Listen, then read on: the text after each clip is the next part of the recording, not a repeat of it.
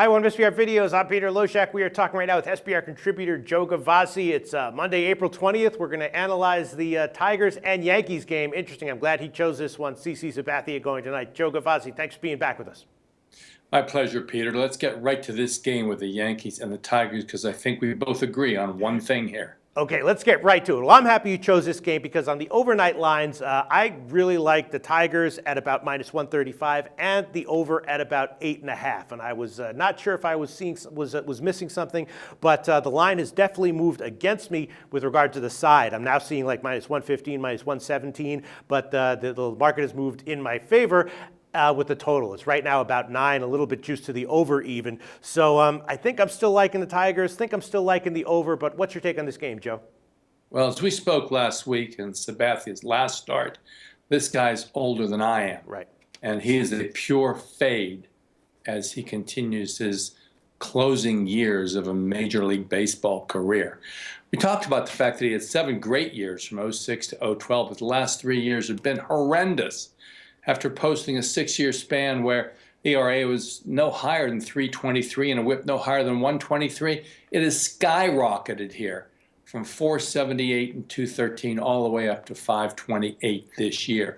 People who use the KBB as their sole measure of a performance for a starter, well, they're going to be all over Sabathia in this one. Maybe that's what the line moves about. Yeah. Because it's a solid 15-1. But when you use a formula as complex as I do, to include the hits as well as the innings pitched and the runs scored, well, that index skyrockets because he has been absolutely blasted in his 2 outings.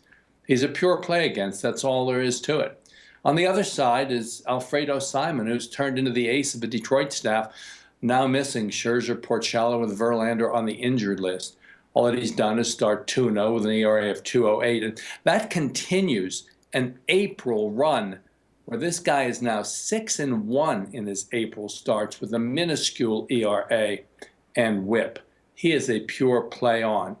Yankees, just a 500 team or so the last 2 years and are headed that way again, confirmed by the 6-6 record this year, despite the sweep over the Rays this weekend by a 19-7 count. But Detroit, done it longer, been there, done that, 90-plus wins the last 3 years, off to the best record of baseball, 10-2.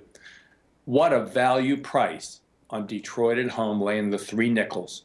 Got to ride Simon, his hot start against the aging Sabathia, for an easy victory by the Tigers in this one, Peter. All right, I guess I'm happy to hear that. Look, I've been like you. I've been looking to fade Sabathia from the get-go here, but I have to admit that the strikeout and walk numbers had me a little bit concerned, scratching my head. Maybe I'm misreading it, but you don't think that's the case. You say, don't worry about the strikeout walk numbers. I certainly do not. We use a more comprehensive formula, which, as I told you, includes those hits and those runs. Remember, you throw the ball over the plate, you're going to get some strikeouts.